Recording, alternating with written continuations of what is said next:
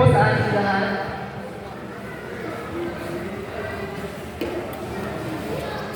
Mag-iisang taon na po mula nang isang dunya nilaupo at nagservisyo sa ating barangay bilang isang opisyal. Isang taon na din po simula na ako ay maging isang kagawad ng ating barangay. Nagpapasalamat po ako sa mga ibinigay niyong pagkakataon na mapagbigay servisyo sa ating barangay. Ngayon po ay gabi ng pagpupulong at pagtitipon ng ating barangay upang ibahagi sa inyo ang mga naging plano noong nakaraang taon at nagawa natin naging successful dahil po sa inyong suporta at ibahagi din po namin ang aming mga plano at hangarin sa ating barangay at hindi po natin ito magagawa nang wala po ang inyong mga suporta. Maraming salamat po.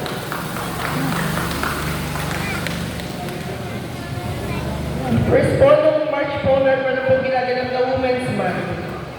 Ito po ay ginaganap din Marso at nagkaroon po tayo ng only parada. Pagkatapos po ng parada, tayo po ay nagkaroon ng kaunting Zumba para po sa kababaihan at ang meron po tayo mga BLB dancers na lumaho na ginanap po sa auditorium. Noong pong nakaraang May naman, nagkaroon po tayo ng Santa Cruzan at dahil po dito nakilala po talaga yung barangay kayo na napaka-gagana daw po ng mga kasali dito. Yun po ay, syempre po nagpapasalamat po sa mga parents po ng mga bata. Talagang very successful at nagaganda po nilang lahat.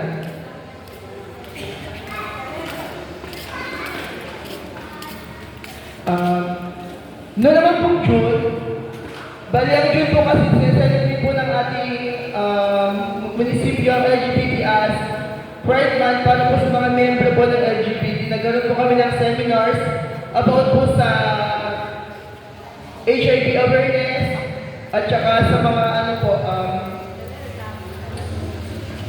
doon po, nagkaroon din po kami ng kinagabihan ng Miss Gay para po sa mga LGBT po at yun po ay naging successful naman.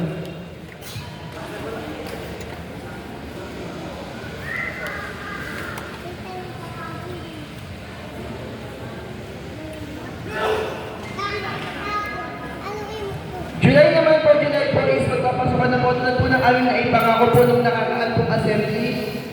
Naibalik po namin ang pagbibigay po ng libre school supplies para po sa mga grade 1 na dito po yung mga grade 1 na nabigyan po. Mga grade 1 po na nag-aaral po sa Mighty Road Elementary School.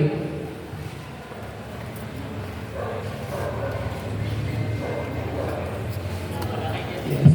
Noon na po nakaraang piyesta po, nakilawag po yung ating mga kabataan sa parokya po na nagkaroon po na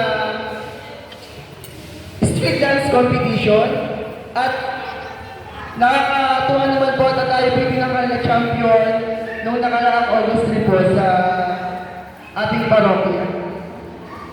Pati po rin yung po mga ating women's club nakilawag din po sa pagandaan ng kanilang mga uniform.